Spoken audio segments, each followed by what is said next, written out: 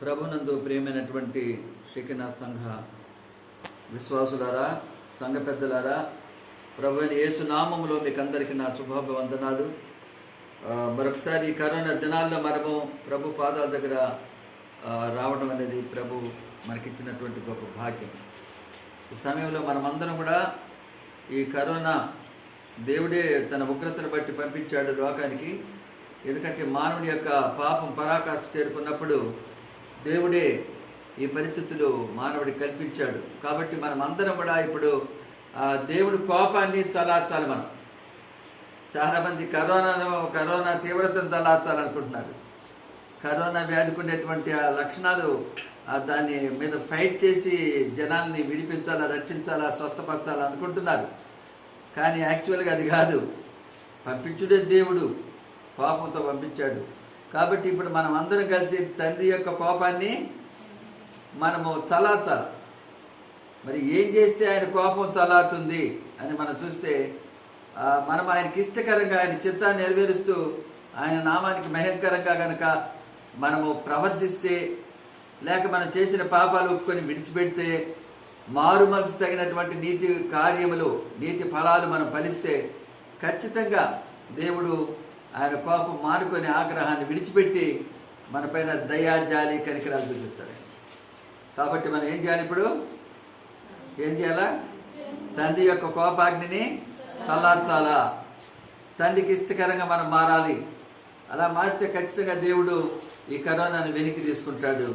మరి మన ప్రార్థన ఏంటంటే, ఇప్పుడు ఎంతమంది హాస్పిటల్లో ఉన్నారో వాళ్ళందరూ స్వస్థత పొంది ఇళ్ళకి వెళ్ళాలి.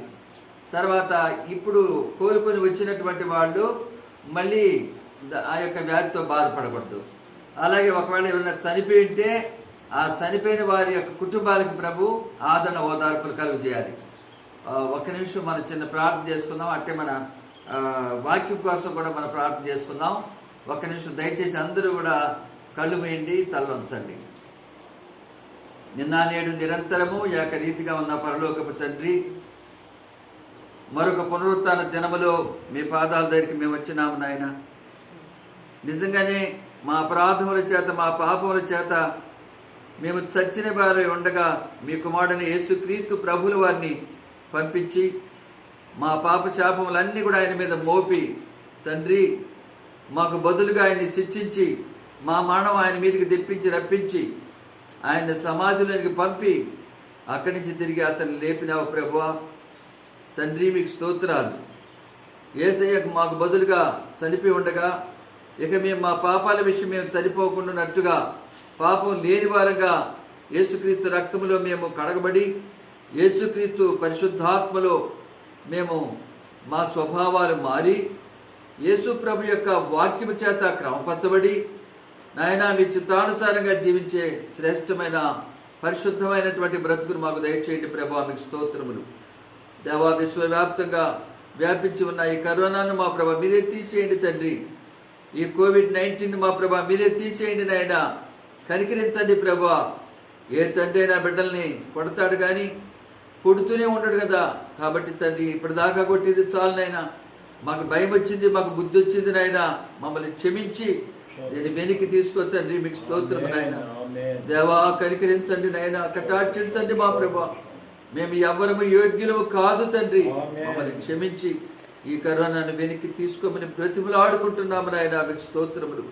సహాయం చేయి తండ్రి. నాయన, ఎంతమంది మరణించి ఉన్నారో ఆ మరణించిన కుటుంబాలకు మా ప్రభా ఆదరణ, ఓదార్పులు దయచేయండి నాయన. ఎంతమంది ఇప్పుడు హాస్పిటల్లో ఉంటున్నారో మా ప్రభా వాళ్ళందరూ త్వరగా కోలుకొని స్వస్థపరచబడి ఇళ్లకు వెళ్ళడానికి సహాయం చేయ ప్రభా. ఇంకా ఎంతమంది నాయన క్వారంటైన్లో ఉన్నారో వాళ్ళు కూడా స్వస్థపరచబడి ఇళ్లకు వెళ్ళడానికి సాయం చేయ ప్రభా. నాయన మీకు స్తోత్రాలు. ప్రతి ఒక్కరూ సోషల్ డిస్టెన్స్ మా ప్రభా తగిన దూరాన్ని పాటిస్తూ మరి గవర్నమెంట్ వారికి కూడా సహకరించడానికి, అలాగే మా ప్రభా వారి వారి ప్రాణాలు వారు కాపాడుకోవడానికి కూడా వివేకము, జ్ఞానము మనుషులు మా ప్రభా దాన్ని అలవర్చుకోవడానికి సాయం చేయ తండ్రి. దేవా, సమస్తాన్ని మీ చేతులకు అప్పగించుకుంటూ కాసేపు మాతో మాట్లాడమని ఈ దినాల్లో నాయన మరి చర్చిలకు వెళ్ళడం లేదు మా ప్రభా. ఈ దినాల్లో మా ప్రభా ఎండలోనే ప్రార్థన చేసుకుంటున్నారు తండ్రి. నాయన ప్రతి ఒక్కరితో మీ స్వరాన్ని వినిపించి మాట్లాడి ప్రతి ఒక్కరిని ఆదరించి ఓదార్చి బలపరిచి స్థిరపరిచి మీ నామ మహిమాత్మే వారిని మా ప్రభా ఆత్మీయంగా బలపరిచి పంపమని వేడుకుంటున్నా తండ్రి. మీకు స్తోత్రాలు దేవా. ప్రతి ఒక్కరిని దినాల్లో వాడుకొని మరి సాక్షాత్మై జీవించడానికి సహాయం చేయమని అయ్యా. మాలో కొంతమందినైనా భోజనాలు తయారు చేసి టిఫిన్లు తయారు చేసి ఈ యొక్క COVID-19 ద్వారా ఎంతమంది బాధపడుతున్నారో, అన్నం లేకుండా ఉన్నారో, నా తండ్రి పస్తులున్నారో, అలాంటి వాళ్ళ దగ్గరికి నాయన మేము సంఘాల తరఫున మా ప్రభా షకినా సంఘం తరఫున కూడా తిరుపతిలో కలికిరిలో నాయన పీరీల్లో కూడా మా ప్రభా మేము మా ప్రభా బిడ్డలకు పంచి ఉండగా పంపిణీ చేసి ఉండగా నా తండ్రి ఇంకా కూడా మా చేతులు పొడిగించండి ప్రభా. ఇంకా మా సామర్థ్యం కొలత చేయడానికి సామర్థ్యానికంటే మించి చేయడానికి కూడా సహాయం చేసి నడిపించమని యేసు నామములో అడుగుచున్నాము తండ్రి. ఆమేన్. హల్లెలూయా, హల్లెలూయా. మరి ఈ భాగంలో కీర్తన భాగంలో చూస్తే అద్భుతమైనటువంటి 34వ కీర్తన దావీదు రచిస్తున్నాడు. ఇక్కడ నాకు కలిగిన భయములన్నిటిలో నుండి అంటున్నాడు. మనకు చాలా భయాలు ఉన్నాయి. ఆ భయాలు శరీర భయం కానివ్వండి, ఆత్మ భయం కానివ్వండి, ఈ భయాలన్నింటిలో నుంచి తండ్రి మనల్ని కాపాడుతున్నాడు. అలాగే 6వ వచనంలో చూస్తే అతని శ్రమలన్నిటిలో నుండి అతన్ని రక్షించెను అని చెప్పి రాయబడింది. అలాగే అతను ఆశ్రయించే వారికి ఏ మేలు కొదవై ఉండదు అని చెప్పి రాయబడింది. అలాగే మేలు నొందుతూ అనేక దినాలు బ్రతకూడే వారు ఎవరైనా ఉంటే అతడు దేవుని యందు భయభక్తులు నిలపాలని చెప్పి కూడా రాయబడింది. అలాగే 17వ వచనంలో మనం చూస్తే నీతిమంతులు మొరపెడితే దేవుడు ఆలకిస్తాడంట, శ్రమలన్నింటిలో నుంచి విడిపిస్తాడంట. దేవుడు స్తోత్రం. అలాగే 19వ వచనంలో చూస్తే నీతిమంతుని కలుగు ఆపదలు అనేకములు, అయితే యెహోవా వాటన్నిటిలో నుంచి విడిపిస్తాడని చెప్పి రాయబడింది. వారి ఎముకలన్నింటినీ కాపాడుతాడు, ఒక్కటి కూడా విరిగిపోదని చెప్పి రాయబడింది. అయితే ఇప్పుడు మనం చేయాల్సిన పని ఏంటంటే ఇక్కడ రాయబడింది, విరిగి నలిగిన హృదయం కలిగి నలిగిన మనస్సు కలిగి మరి శ్రమల్లో మొరపెట్టే వాళ్ళుగా ప్రార్థన చేసేవాళ్ళుగా మనం ఉంటే ఖచ్చితంగా దేవుడు మన శ్రమలన్నింటిలో నుంచి మనల్ని విడిపిస్తాడు, మనల్ని కాపాడుతాడు. హల్లెలూయా. తన దూతను పంపించి కాపలా పెట్టి వారిని కాపాడుతాడని కూడా రాయబడింది. మనకు ఎన్ని ఆధారాలు ఉన్నాయో, ఎన్ని అభయాలు ఉన్నాయో, మనకు ధైర్యం కలిగించేటువంటి ఎన్ని కార్యాలు ఉన్నాయి మనకు. ఎందుకంటే మనం తప్పుటోళ్ళమైతే యేసు ప్రభు రక్తం ఉంది కడిగి శుద్ధీకరింప చేయడానికి, మనం దారి తప్పకుండా ఆయన వాక్యం ఉంది మనం క్రమపరచబడ్డానికి, అలాగే మన స్వభావం దైవ స్వభావంగా మారి మనం దేవుని కార్యాలు చేయనట్లుగా ఆయన పరిశుద్ధాత్మను మనకి ఇచ్చాడు. ఎన్ని ఆధారాలు ఉన్నాయి చూడండి మనకు. అలాగే పరిశుద్ధుల సహవాసము, సంఘములో పరిశుద్ధుల యొక్క సహవాసం మనకుంది. ఒకరినొకరు హెచ్చరించుకోవడానికి, ఒకరినొకరు బలపరచుకోవడానికి, ఒకరినొకరు లేవనెత్తుకోవడానికి, ఒకరికొకరు తోడుగా ఉండి సహకరించుకోవడానికి, అలా ఒకరికొకరు మేలు చేయించుకోవడానికి మనకు ఒక పరిశుద్ధ సహవాసం ఉంది. ఎన్ని భాగ్యాలు మనకు. అలాగంతకు మించి దేవుని యొక్క కనికరము యేసు క్రీస్తు ద్వారా మన పైన ఉంది. యేసు ప్రభులు వారు ఈ లోకానికి వచ్చినప్పుడు దేవుని కృపగా వచ్చాడు, దేవుని సత్యముగా వచ్చాడు. ఆయన జాలి కనికరము వాత్సల్యత కలిగినటువంటి వాడుగా మన యేసే మనకున్నాడు. కాబట్టి మనం ఏం భయపడాల్సిన అవసరమో లేదు. అన్ని విధాల మనకు తోడుంది, మనకు ఆధారం ఉంది, మన సాకారాలు ఉన్నాయి. అయితే ఈ సమయంలో ఒక శ్రేష్టమైన వాక్యాన్ని ధ్యానించాలని పరిశుద్ధాత్ముని చేత నేను ప్రేరేపించబడ్డాను. న్యాయాధిపతులు 3వ అధ్యాయము మొదటి నుంచి కొన్ని వచనాలు మనం చదువుకుందాం. న్యాయాధిపతులు 3వ అధ్యాయము మొదటి నుంచి కొన్ని వచనాలు.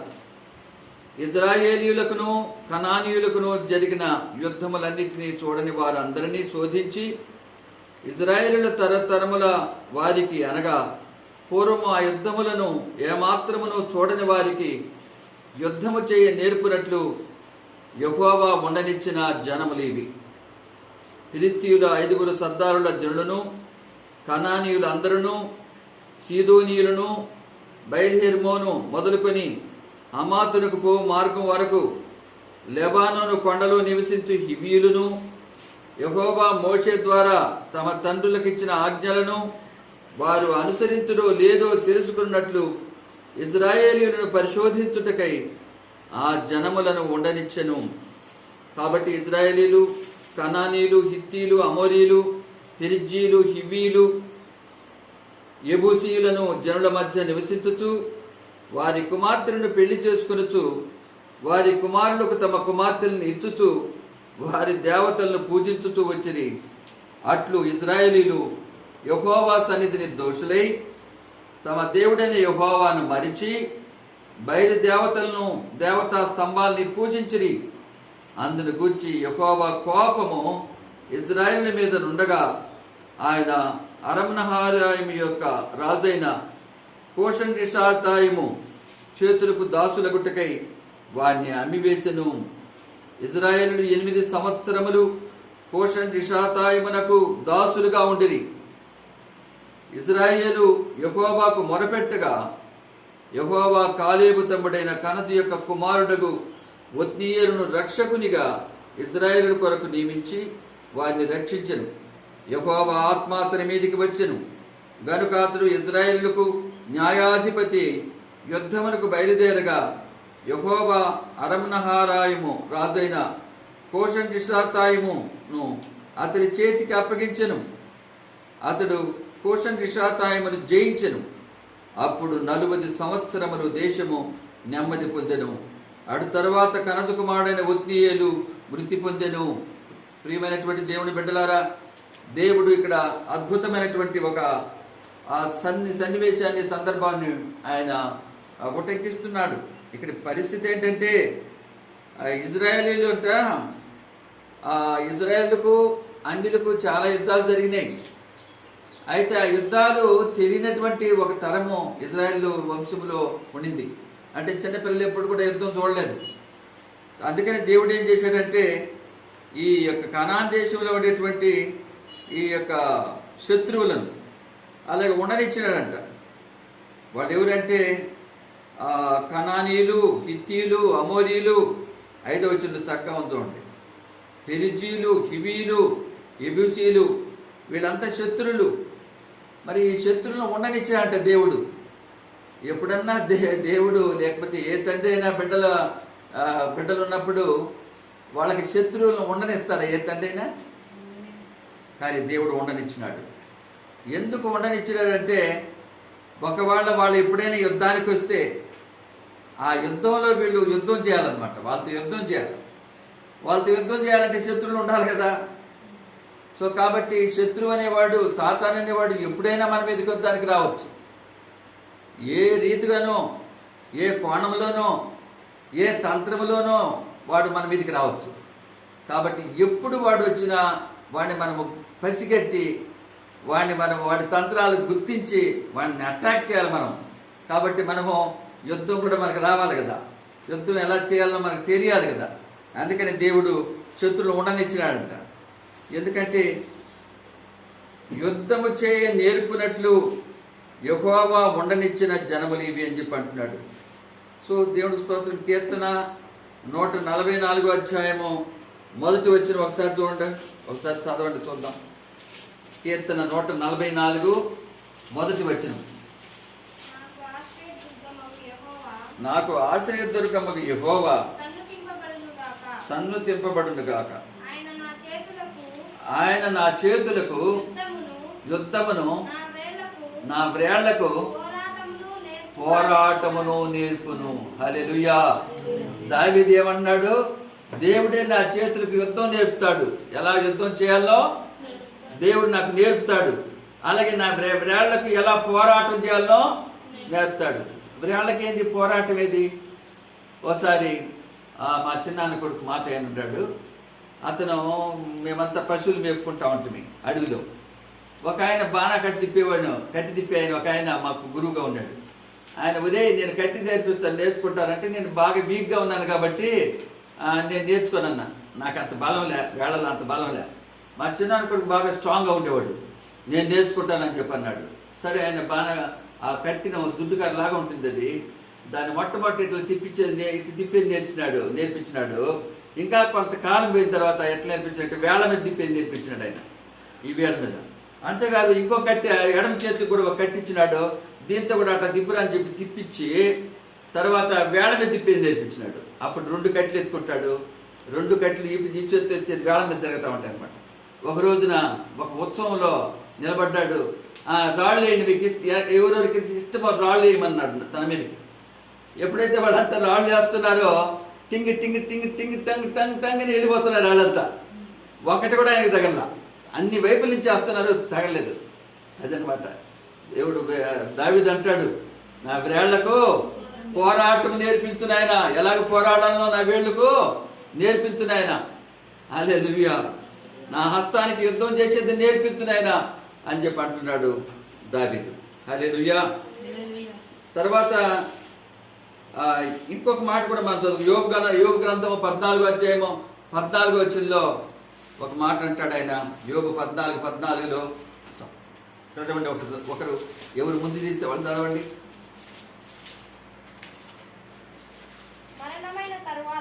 మరణమైన తర్వాత నరులు బ్రతుకుదురా, అలాగుండిన ఎడల నాకు విడుదల కలుగు వరకు నా యుద్ధ దినములన్నీ నేను కనిపెట్టి ఉందును. హల్లెలూయా. నా యుద్ధ దినములు అంటాడు యోబు. చూసారా? కాబట్టి ఇక్కడ ఏంటంటే మనిషి యొక్క జీవితం అనేది యోబు ఎలా పోలుస్తున్నాడంటే యుద్ధంతో పోలుస్తున్నాడు.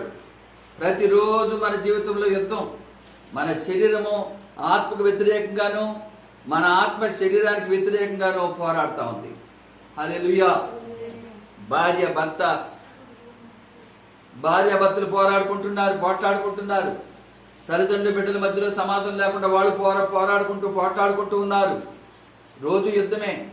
అలాగే సంఘ కాపర్లు, అలాగే విశ్వాసుల మధ్యలో పోరాటాలు, అలాగే అన్యుల మధ్యలో ప్రభునందు విశ్వాసం ఉంచినటువంటి వారి మధ్యలో గొప్ప పోరాటము. ఈ పోరాటం అనేది ఎప్పుడు ఎక్కడ ఉంది? ఎప్పుడు చూసిన యుద్ధం. శరీరముకు ఆత్మకు ఎప్పుడు యుద్ధమే.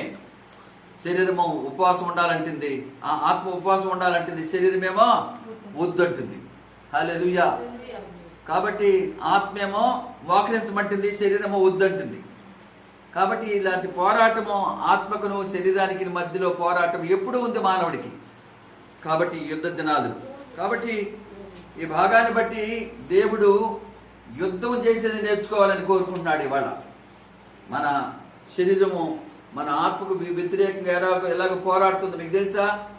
ఆత్మ ఎక్కడి నుంచి వచ్చిందమ్మా? దేవుని దగ్గర నుంచి వచ్చింది. శరీరం ఎక్కడి నుంచి వచ్చింది? ఈ మట్టిలో నుంచి, భూమిలో నుంచి వచ్చింది. అయితే భూమి ఒక రోజున మహావేంద్రముతో లయమైపోబోతున్నది. అయితే ఆత్మ దయచేసిన దేవుని దగ్గరికి మరలా వెళ్ళబోతున్నది, నిత్య జీవంలోకి వెళ్ళబోతున్నది. కాబట్టి ఆత్మ శాశ్వత కాలం ఉంటుంది. శరీరము మట్టిలో, మనం చనిపోయినప్పుడు మట్టిలో మట్టిగా అయిపోతుంది. మేరీ కూడా మట్టి అయిపోయింది. హల్లెలూయా. భూమి కూడా ఉండదు. ఇక ఈమె సమాధి ఇక్కడ ఉంది మన మందిరం పక్కన. ఒక రోజున ఈ భూమి ఉండదు అంటే అప్పుడు సమాధి కూడా ఉండదు.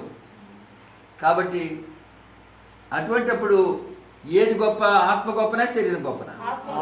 ఆత్మ గొప్పది. కాబట్టి మనం దేని పక్కన ఉండాలి? మనం ఎప్పుడు ఆత్మ పక్కన ఉండాలి. మనము ఆత్మీయులుగా ఉండాలి, ఆత్మానుసారులుగా ఉండాలి. కాబట్టి ఆత్మానుసారంగా మనం జీవిస్తే శరీర ఇచ్చలను మనము నెరవేర్చము. కాబట్టి ఆత్మానుసారంగా ఉండాలి. ఆత్మ ఫలాలు ఫలించాలి. మనం ఆత్మ ఫలాలు ఏమో చెప్తారా? ప్రేమ, దీర్ఘశాంతము, దయాళుత్వము, మంచితనము, ఆశా నిగ్రహము, ఇంకా విశ్వాసము, అంతేనా? సాత్వికము, దయాళుత్వం. ఇవన్నీ కూడా ఏంటి? ఆత్మ యొక్క ఫలాలు ఇవి. పరిశుద్ధాత్ముడు మనలో ఉన్నప్పుడు ఈ ఫలాలు మనం కలిగి జీవిస్తాం. కాబట్టి ఇవాళ మనం కోరుకున్నది ఏంటంటే ఆత్మ ఫలాలు మనం ఫలించే బిడ్డలుగా ఉండాలి. ఇది శరీరానికి నచ్చదు. మరి ఎట్లా? అందుకే ఆత్మచేత శరీర క్రియల్ని మీరు చంపినేడలా మీరు జీవించదని చెప్పి రోమాపత్రిక 8వ అధ్యాయంలో రాయబడింది.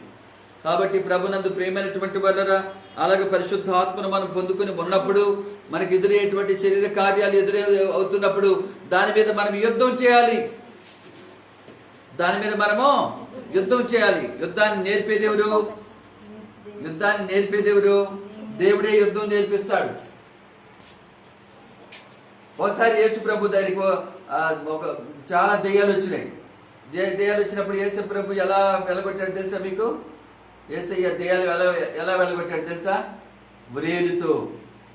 ఆయనకి వేలు చెప్పించి సైతానా పో అని అంటే ఆ యొక్క సాతాను పారిపోతున్నాడు. ఆయన వ్రేలు, అది ఏ వ్రేలుది? అది దేవుని వ్రేలు. ఒకసారి మేము ఉపవాసం ఉన్నాము, అజంతా టైల్స్ పక్కన ఆ గృహంలో మనం ఉపవాసం ఉండి ప్రార్థన చేస్తున్నాము. ఆ సమయంలో మా పెద్ద కూతురు ఆశం వచ్చింది, ఆమె మోకరించుకొని ఉంది. అప్పుడు సాతాను ఏం చేసినాడంటే ఆశమ్మ తల మీద ఇట్లా వేలు పెట్టాడు. ఇట్లా నేను చూస్తున్నాను, దర్శనంలో చూస్తున్నాను. యేసు ప్రభు నామములో సైతానా నీ వేలు వెలికిది అని చెప్పాను నన్ను. అయితే అది ఏం చేస్తా ఉందంటే ఈ వేలు వెలికి తీస్తూ ఉంది, కానీ వేలు పొడుగ్గా పెరుగుతూ ఉంది. అది వేలు పొడుగ్గా పెరుగుతూ ఉంది. వేలు అట్టే ఉంది కానీ వెలికి తీస్తూనే ఉంది, కానీ వేలు మాత్రం మా ఆశమ్మ తల మీద ఉండనే ఉంది. ఎందుకంటే వెలికి తీసినప్పుడు దాని యొక్క వేలు పొడుగ్గా పెరిగిపోతా ఉంది, సైతాన్ వేలు. అమ్మ వీడికి ఏమి ఎనికి తీయమన్నాను కదా, ఎనికి తీస్తున్నాడు, కానీ వేలు మాత్రమో అట్టే ఉంది. అప్పుడు చెప్పిన యేసు నామములో తంత్రగొట్టు సైతానా తీ వెలికి అని చెప్పి గద్దించినప్పుడు అప్పుడు తీసేశాడు. హల్లెలూయా. కాబట్టి సాతాను మీద యుద్ధం చేయాలంటే నానా రకాలైన తెలివి కావాలి మనకు. వాక్య తెలివి కావాలి, పరిశుద్ధాత్మ సత్యోవాక్యం అనగా పరిశుద్ధాత్ముడు అప్పటికప్పుడు బయలుపరిచేటువంటి ఆ దర్శనాలు బట్టి లేకపోతే ఆ యొక్క తలంపులను బట్టి మనం నడవాలి. అలా నడిచినప్పుడు సైతాన్ని మనం గెలుస్తాం, లేకపోతే మనమా ఓడిపోతాం, మనం ఏం చేయలేము. కాబట్టి ఒక్కోసారి వాక్యము బాగా ఇష్టపడే వాళ్ళ దగ్గరికి మంచి వాక్యాన్ని మోసుకొచ్చే సేవకులు వస్తారు, కానీ వాళ్ళు క్యారెక్టర్ సరిగా ఉండదు, కానీ వాళ్ళు బాగా చెప్తారు వాక్యం, కానీ నమ్మి మోసపోయినటువంటి వాళ్ళు సాతానులో పడిపోతూ ఉంటారు, ఆ ఉచ్చులో తగలిపోతూ ఉంటారు. సో కొంతమంది ప్రవచనాలు ఇష్టపడతారు. సో ప్రవచించేటువంటి కొంతమంది వచ్చి కొన్ని ప్రవచనాలు కరెక్ట్గా ఉంటాయి, మరి కొన్ని ప్రవచనాలు వచ్చేటప్పటికి అవి తప్పు దారిలో మనం నడిపిస్తూ ఉంటాయి. కొంతమంది భాషలు భలే ఇష్టపడే వాళ్ళు కొంతమంది ఉన్నారు. కాబట్టి సాతాను కూడా కొన్ని భాషల్లో మాట్లాడుతూ ఉంటాడు. కాబట్టి వీటి కాదు మనం నమ్మాల్సింది. భాషల కంటే గొప్పోడు మన యేసయ్య, ప్రవచనాల కంటే గొప్పోడు మన యేసయ్య, వ్యాధులను స్వస్థపరిచే కంటే గొప్పోడు మన యేసయ్య, కిమ్మిక్కులు చేసేటువంటి సైతాన్ కంటే గొప్పోడు మన యేసయ్య. కాబట్టి ఎవరిని నమ్మాలి మనము? వీటన్నిటికీ కర్త అయినటువంటి యేసయ్యను మనం నమ్మి మనం వెళుతున్నప్పుడు సైతాన్తో మన యుద్ధము చక్కగా చేయొచ్చు, ఆత్మ యుద్ధం మనం చేయొచ్చు. అందుకే వాక్యాలు కూడా ఎక్కువగా మీరు కంటబెట్టండి, వాక్యం ఎక్కువగా చదవండి, వాక్యాన్ని హృదయంలో భద్రం చేసుకోండి. యవనస్తులారా, మీరు మీ ప్రవర్తన సరిదిద్దుకోవాలనుకుంటే వాక్యాన్ని మీ హృదయంలో భద్రపరచుకోండి. వాక్యాన్ని జాగ్రత్తగా చూసుకోవడం చేతనే మీ యొక్క ప్రవర్తన మీరు సరిదిద్దుకుంటారు. హల్లెలూయా. దేవుని భయం చేత మన యొక్క పరిశుద్ధతను సంపూర్ణం చేసుకోవాలి. దేవుని భయం కూడా మనకు ఉండాలి. ఇక్కడ చూడండి, మరి న్యాయాధిపతులు 3వ అధ్యాయంలో, కాబట్టి యుద్ధం నేర్పునట్లు కొంతమంది శత్రువుల్ని దేవుడు ఉండనిచ్చినాడంట. అయితే వీళ్ళేం చేశారు? మరి ఇది మొదటిది. రెండో పాయింట్ కూడా ఇంకోటి ఉంది. అదేంటంటే అక్కడ రాయబడి ఉంది, రెండవ పాయింట్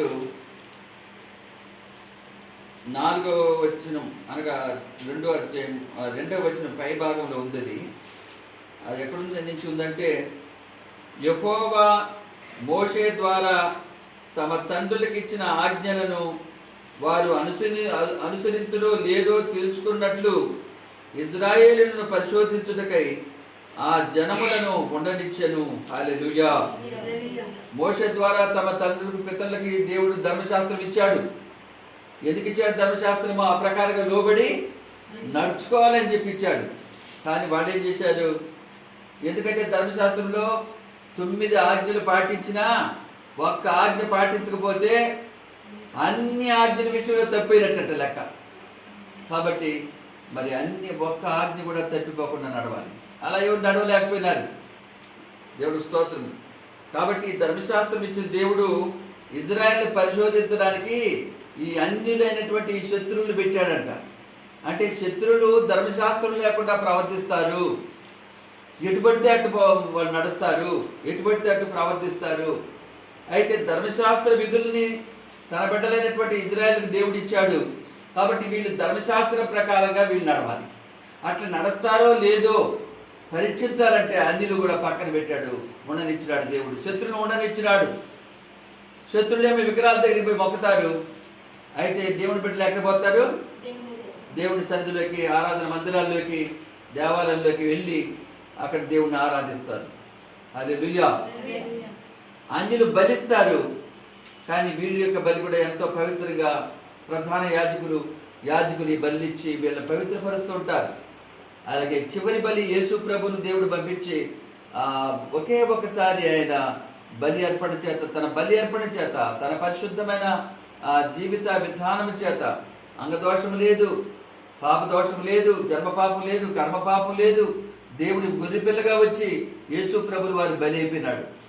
అలా బలి అయిపోయినటువంటి ఆ గొర్రెపిల్ల యొక్క రక్తమును బట్టి మన ప్రతి పాపము కడగబడుతున్నది. హల్లెలూయా. మొదటి యోహాను 1వ అధ్యాయము 7-9 వచనాల ప్రకారంగా యేసుక్రీస్తు రక్తము మనము పాపాలు ఒప్పుకున్నప్పుడు మన పవిత్రం చేస్తూ ఉంది, కడగతా ఉంది, శుద్ధి చేస్తూ ఉంది. కాబట్టి ప్రభునందు ప్రేమైనటువంటి వాళ్ళరా, ఇక్కడ రాయబడింది ధర్మశాస్త్ర ప్రకారంగా వీళ్ళు ఆజ్ఞల్ని అనుసరిస్తారో లేదో అని వీళ్ళు పరిశోధించాలనుకున్నాడు తండ్రి. ఎవరి మధ్యలో? చుట్టూ శత్రువులు ఉన్నారు. ఇందాక చదివాను కదా, ఆ శత్రువులంతా చుట్టూ ఉన్నారు. వీళ్ళ మధ్యలో వీళ్ళని ధర్మశాస్త్ర విధులను పాటిస్తున్నారో లేదని చెప్పి శోధిస్తున్నాడట దేవుడు. చూడండి, వీళ్ళు యుద్ధం నేర్చుకోవాలి. యుద్ధం ఎలా చేయాలనో వీళ్ళకి నేర్పాలనే ఉద్దేశంతో శత్రువులు పెట్టాడు. నంబర్ 1. నంబర్ 2, శత్రువులు ఇంకా ఎందుకు పెట్టాడు? ధర్మశాస్త్ర విధుల్ని పాటిస్తారో లేదో వాళ్ళలాగానే వీళ్ళు ఉంటారా, వీళ్ళు ప్రత్యేకంగా ఉంటారా, ఇది చూడాలా అని చెప్పి అన్యుల్ని ఆ యొక్క విగ్రహారాధికులైనటువంటి శత్రువులు దేవుడు అనుమతించినట్ట. దేవుడు స్తోత్రం. వీళ్ళు ఏం చేశారు చూద్దాం ఒకసారి. వీళ్ళు ఏం చేశారంటే 6వ వచనం నుంచి, పెరిజ్జీలు, హివ్వీలు, యెబూసీయులను ఆ జనుల మధ్య నివసించుతూ వారి కుమార్తెలను పెళ్లి చేసుకొనుచు వారి కుమారులకు తమ కుమార్తెలను ఇచ్చుతూ వారి దేవతలు పూజించుతూ వచ్చిరి. హల్లెలూయా. వీళ్ళు ప్రత్యేకంగా ఉండాలని దేవుడు కోరితే వీళ్ళు ఏం చేశారు? వాళ్ళతో అన్యులైన విగ్రహారాధికులైన బిడ్డలు చూశారు. ఒరే భలే ఉంది ఫిగర్ అని చెప్పి, ఆ అమ్మాయి భలే ఉందే, ఆ అమ్మాయిని మా అబ్బాయికి తీసుకుంటే బాగానే ఉంటుంది, ఆ అమ్మాయి చాలా చలాకిది, మా కొడుకు తీసుకుంటే చాలా బాగుంటుందని వాళ్ళతో బియ్యముంది కయ్యముందాల్సినటువంటి వాళ్ళు బియ్యముందుతున్నారు. శత్రులుగా చూడాల్సిన వాళ్ళు సొంత కుటుంబీకులుగా మార్చుకుంటున్నారు. మరి పెళ్లిళ్ళు చేసుకొని వాళ్ళ కూతుర్లు వీళ్ళకి తీసుకుంటా ఉన్నారు, వీళ్ళ కూతుర్లు వాళ్ళకి ఇస్తా ఉన్నారు. వీళ్ళ కూతుర్లు అడిగిపోయిన తర్వాత డాడీ ఆ యొక్క ఆశారాదేవికి మా ఇంటి వాళ్ళంతా, మా అత్త వాళ్ళ ఇంటి వాళ్ళు ఆశారాదేవికి మొలికి దేవతకి అంత మొక్కుతున్నారు, బయలు దేవతకి మొక్కుతున్నారు, మీరు పండగకి ఖచ్చితంగా రావాల్సిందే, దీపావళికి ఖచ్చితంగా రావాల్సిందే అని చెప్పేసి అంటారు అనమాట. సంక్రాంతికి ఖచ్చితంగా రావాలి డాడీ, మేమంతా చేయమమ్మా, మేము క్రిస్మస్ మాత్రమే జరుపుకుంటాము, మేము క్రిస్మస్ లేకపోతే ఈస్టర్ పండుగ జరుపుకుంటామా అంటే, అదంతా కాదు డాడీ, ఆడి చేసినారు కదా నన్ను డాడీ, మీరు రాకపోతే బాగుంటుందా డాడీ, మీరు రావాలి డాడీ, మమ్మీ డాడీ మీరు ఖచ్చితంగా రావాలా అని చెప్పి పట్టు తీసుకెళ్ళి వీళ్ళు కూడా హిందువుల్లో గెలిపేస్తూ ఉంటారు, లేకపోతే ఆ పూజల్లో గెలిపేస్తూ ఉంటారు. ఇవాళ క్రైస్తవులు చాలా మంది అట్లా బిడ్డల్ని అన్యులకి ఇచ్చుకొని అన్యులుగా మారిపోయినారు. హల్లెలూయా. ఈ ఇజ్రాయెల్ కూడా అంతే.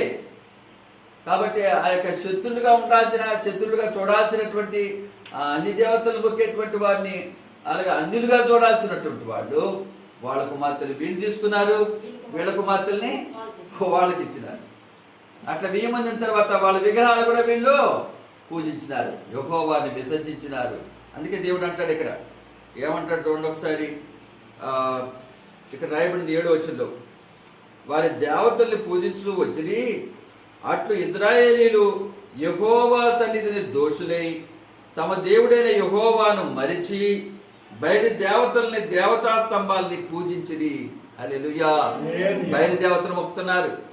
అలాగే మామూలుగా ధ్వజస్తంభం ఉంటుంది కదా దేవాలయం ముందర, ఆ యొక్క ధ్వజస్తంభాలు కూడా పూజ చేస్తున్నారు. ఎందుకు వారికి చేస్తున్నారంటే తీరా వారా చూస్తే ఏకంగా యెహోవాను వీళ్ళు మర్చిపోయినారు అని చెప్పి రాయబడింది.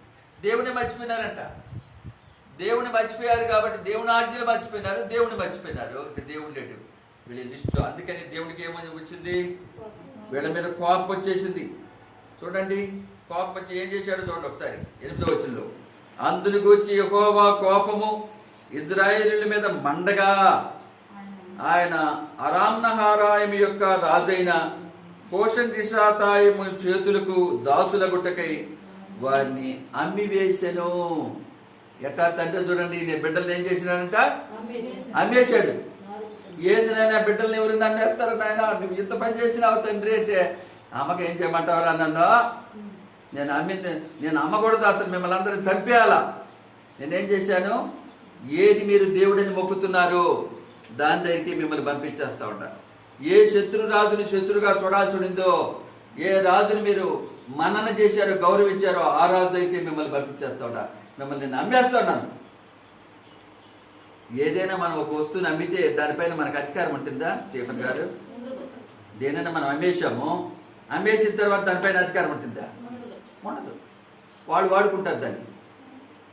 దేవుడు కూడా అమ్మేశాడు, ఇక మీకు నాకు సంబంధమో కట్ అన్నట్టుగా అమ్మేశాడు. హల్లెలూయా. సరే అమ్మేశాడు. అప్పుడు వీళ్ళు ఆ యొక్క రాజు వాళ్ళంతా కూడా వీళ్ళని చాలా వాళ్ళకి దాసులుగా చేసుకొని, బానిసలుగా చేసుకొని, సేవకులుగా మార్చుకొని, ఇష్టం వచ్చినట్టుగా వాళ్ళ దగ్గర పరిపాలన చేసుకొని వాళ్ళు హింసించినారు. అప్పుడు బుద్ధి వచ్చింది మన వాళ్ళకి, ఇజ్రాయేల్ ప్రజలకు అప్పుడు బుద్ధి వచ్చి మొరపెట్టి ఏడ్చారు, ప్రలాపించారు.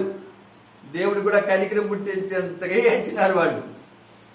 ఈ రోజున చాలాసార్లు మనం కూడా చేయడానికి కార్యాలు చేసేస్తాము, మళ్ళీ దేవుడి కోపానికి గురి అవుతాము, మళ్ళీ అంగలారస్తా కూర్చుంటాం. దేవుడా కాపాడు, పొరపాటు అయిపోయిందయ్యా, క్షమించయ్యా, ఇక పెట్టి నేను ఎప్పుడు ఆ పని చేయనయ్యా, క్షమించయ్యా అని చెప్పి మనం కూడా చాలాసార్లు అంగలారుస్తూ ఉంటాం. అయితే మన దేవుడు కరుణామయుడు, దయామయుడు, ప్రేమామయుడు, జాలి కలిగిన దేవుడు. ఆయన కనికరం కలిగినటువంటి కరుణా హృదయుడు. ఆయన దిగొచ్చి హృదయం కరిగి వచ్చి ఆయన ఏం చేస్తాడో చూడండి ఒకసారి. అట్లా వాళ్ళు మొరపెట్టినప్పుడు 9వ వచనంలో మొరపెట్టినప్పుడు యెహోవా ఏం చేస్తున్నాడు, కాలేబు తమ్ముడైన కనదు యొక్క కుమారుడు ఒత్నీయేలును రక్షకునిగా పంపెను. హల్లెలూయా. ఎవరంటే ఈయన ఒత్నీయేలు కనదు కుమారుడు. ఇంకా ఎవరు, కాలేబు యొక్క తమ్ముడు కొడుకు. కాలేబు యొక్క తమ్ముడు కొడుకు అన్నమాట. ఆయన పేరేంటి, ఒత్నీయేలు. ఏంటంట, ఒత్నీయేలు. ఈ ఒత్నీయేలు దేవుడు ఏంగా పంపించాడు, ఇక్కడికి రక్షకుడిగా పంపించాడు. 2000 సంవత్సరాలప్పుడు ఒకడు కూడా నీతిమంతులు లేనప్పుడు దేవుడు మనుషులందరినీ రక్షించుకోవాలని ఇచ్చినప్పుడు, పాపానికి బదులుగా దేవుడు తన యొక్క ప్రేమను పంపించాలనుకున్నప్పుడు, రక్షించాలి మనుషులు అనుకున్నప్పుడు, అప్పుడు ఎవరిని పంపాడైనా 2000 సంవత్సరాలప్పుడు యేసయ్యను పంపించాడు. యేసు అంటేనే రక్షకుడి అర్థము, పాపుల రక్షకుడు. కాబట్టి 2000 సంవత్సరాలప్పుడు ఆయన యేసు ప్రభును భూలోకానికి పంపించినాడు. కానీ ఈ సమయంలో న్యాయాధిపతుల కాలంలో ఇజ్రాయెల్ ప్రజలు రక్షించడానికి ఎవరు పంపించాడు, ఒత్నీయేలు పంపించాడు. ఒత్నీయేలు చూడండి, ఆయన గురించి రాయబడింది, రక్షకుడిగా ఇజ్రాయెల్ కొరకు నియమించి వారిని రక్షించను. యెహోవా ఆత్మ అతని మీదికి వచ్చెను కనుక అతడు ఇజ్రాయెల్ యొక్క న్యాయాధిపతి యుద్ధములకు బయలుదేరగా యెహోవా అరామ్నహారాయము రాజైన కోషన్ రిషాతాయము అను అతని చేతికి అప్పగించెను. హల్లెలూయా. ఒత్నీయేలు దేవుడు రక్షకుడిగా పంపించినప్పుడు దేవుడు అతనికి తోడుగా ఉన్నాడు. నీ ద్వారా ఇతరులను రక్షించాలనుకున్నప్పుడు దేవుడు నీకు తోడొస్తాడు, నీతో ఉంటాడు, ఇమ్మానుయేలుగా ఉంటాడు. హల్లెలూయా. నువ్వు నేను ఎవరిని రక్షించలేం, మనమే రక్షించుకోలేకపోతుంది. కానీ దేవుడు మనల్ని రక్షకులుగా పంపించాలంటే ఆయన మనకు తోడొస్తాడు. ఇవాళైనా రేపైనా రక్షకుడు ఇది దేవుడే, రక్షకుడు యేసే. ఆయన మనకు తోడుగా పెట్టి పంపుతాడు. అప్పుడు మనం కూడా ఇతరుల్ని రక్షిస్తాం. సో దేవుడు అతనికి తోడుగా ఉన్నాడు.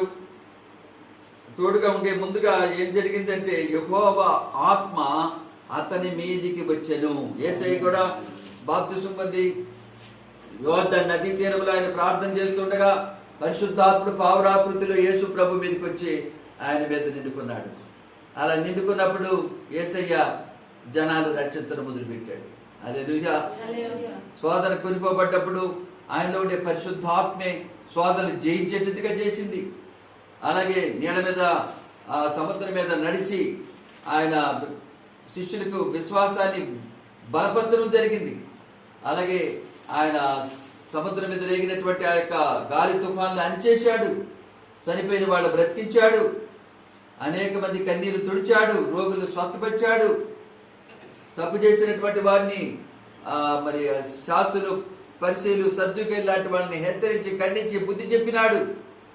మనందరి పాపాల కొరకు కల్వరి శిలువలో యేసు ప్రభులు వారు మన కోసం చనిపోయినారు. రక్తం చిందించి ప్రాణం ఇచ్చినాడు యేసయ్య. సమాధి చేయబడి 3వ దినమున లేచినాడు. నమ్మినటువంటి వాళ్ళు రక్షించడానికి సమర్థులుగా ఉన్నాడు. పునరుత్థానుడై లేచినాడు యేసయ్య. ఆరోహణమై తల్లి కుడిపార్శ్వమున చేరి మన కొరకు విజ్ఞాపన కూడా చేస్తున్నాడు. త్వరలో మన కోసం రాబోతున్నాడు యేసయ్య. కాబట్టి ఎంత మంచి రక్షకుడు. ఒత్నీయులు మరి కొన్ని సంవత్సరాలు మాత్రమే న్యాయాధిపతిగా వాళ్ళకున్నాడు. అయితే మన యేసయ్య నిరంతరము మనకు న్యాయాధిపతిగా ఉన్నాడు. నిరంతరము మన పక్షాన యుద్ధం చేసి సాతాన్ని ఓడించడానికి యేసు ప్రభువు వారు ఎప్పుడు మనకు తోడుగా ఉండే ఇమ్మానుయేలుగా ఉన్నాడు. హల్లెలూయా. కాబట్టి ఆత్మ అతని మీదకి వచ్చిన కనుక అతడు ఇశ్రాయేలుకు న్యాయాధిపతి యుద్ధమునకు బయలుదేరగా అని చెప్పి రాయబడింది. ఆ యొక్క శత్రు రాజును అతని చేతికి అప్పగించాడంట. ఇశ్రాయేల్ని విడిపించాడంట. 40 సంవత్సరాలు దేశము నెమ్మదిగా ఉండిందంట. హల్లెలూయా. శత్రులు లేరు ఇక్కడ. హల్లెలూయా. ఎన్ని సంవత్సరాలు నెమ్మది వచ్చిందమ్మా వాళ్ళకి? 40 సంవత్సరాలు నెమ్మది. హల్లెలూయా. 40 సంవత్సరాలు శాంతిని, సమాధానాన్ని, ఆరోగ్యాన్ని, ఆశీర్వాదాన్ని వాళ్ళు అనుభవించారు. హల్లెలూయా. శత్రులు వస్తారే, శత్రులు మమ్మల్ని మళ్ళీ ఓడిస్తారేమో, మమ్మల్ని జయించి మమ్మల్ని తీసుకెళ్ళి మమ్మల్ని ఏమన్నా చంపేస్తారనే భయం లేదు ఇప్పుడు. మమ్మల్ని దోచుకుని పోతారు భయం లేదు ఇప్పుడు. నిజమే. దీంట్లో మనం నేర్చుకున్న పాఠం ఏంటి? మన చుట్టూ శత్రులు ఉన్నారు. మనకు కాలం కూడా ఒక కాలం, చాలా మంది కాలం శత్రువు అనుకున్నారు. కాలం శత్రువు కాదు. మనము కాలాన్ని సద్వినియోగపరచుకోకపోతే అది కూడా శత్రువు అయిపోతుంది. కాబట్టి మనము సద్వినియోగపరచుకోకపోతే, మన క్రమంగా లేకపోతే, మన బాధ్యతల్లో, మన నమ్మకత్వాలు మనం కరెక్ట్గా లేకపోతే యువతి తప్పు, మంది తప్పు. చాలా మంది టైం బాగలేదంటారు. టైం ఎప్పుడు బాగానే ఉంది. మంది తప్పు. కాబట్టి ఇప్పుడు పోరాటం ఎక్కడ జరగాలి? మనతో, మన యొక్క మనసుతో, మన మనసుతోనే మన మనసు పోరాడాలి. మన శరీరంతో మన శరీరం పోరాడాలి. మన హృదయంతో మన హృదయం పోరాడి మనతో మనమే యుద్ధం చేసుకొని పోరాటం చేసి మనం సరి అయినటువంటి స్థానంలోకి రావాలి. ఆ విధంగా కాలాన్ని సద్వినియోగం చేసుకోవాలి. సో ఏదేది మన మీద శత్రువుగా ఉందో, మన కోరికలు మనకు శత్రువుగా ఉన్నాయి, మన కోపం మనకు శత్రువుగా ఉంది, మన ఈర్ష్య, మన ద్వేషము, మన అహంకారము, మన యొక్క చెడు కార్యాలన్నీ కూడా మనకు శత్రువులుగా నిలిచి ఉన్నాయి. కాబట్టి మనం ఏం చేయాలి? వీటిని మనం జయించాలంటే పరిశుద్ధాత్మతో అభిషేకించబడినప్పుడు, ఆత్మచేత శరీర క్రియలను చంపుతూ వచ్చినప్పుడు మన శత్రువును మనం జయిస్తాం. ఈ లోకంలో సమాధాన వాతావరణంలో మనం జీవిస్తాం. మరి నీతి కలిగి బ్రతుకుతాం. మనం నెమ్మదిగా ఉండి 10 మందిని నెమ్మదిగా మనము పెడతాం. అట్లాంటి శ్రేష్టమైన జీవితాన్ని మనము ఈ యొక్క వచ్చిన భాగంలో మనం నేర్చుకున్నటువంటి ఈ వాక్యంలో ఉన్నటువంటి విధంగా ఒత్నీయులాగా మనం కూడా రక్షకులుగా మారి అనేక మందిని మనం రక్షించుకుంటూ వెళదాం. ప్రభు యొక్క మాటల్ని దీవించును గాక. ప్రార్థన చేసుకుందాం. స్తోత్రమా ప్రభా, పరిశుద్ధుడా, కనికరము కలిగిన గొప్ప తండ్రి, ఈ సందేశం కొరకు మిమ్మల్ని స్తుతిస్తున్నాను ప్రభు. ఈ మాటలు విన్న ప్రతి ఒక్కళ్ళు కూడా నేను కూడా ఒక ఒత్నీయులుగా మారాలి తండ్రి. నేను కూడా ఒక యేసయ్యలాగా మారాలి తండ్రి.